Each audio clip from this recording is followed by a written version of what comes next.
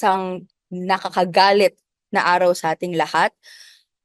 Ang sumalubong sa araw natin ngayon ay ang balita na ang kaso ni Enrile, including yung kanyang ex-chief of staff, Gigi Reyes, si Janet Tapoles, no, Queen of Corruption, at ang kanyang mga anak na implicated sa pork barrel scam ay na-dismiss po ng Sandigan Bayan.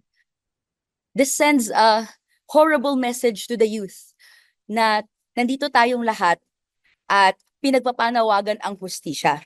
Pero ano ang pinapakita sa atin ng current events? Una, at the level of ombudsman, kapag meron silang iniimbestigahang mga kaso, included yung implication ni former congressman of Sipak Party List and now Senator Joel Villanueva, secretly dismissed, no, at the ombudsman level.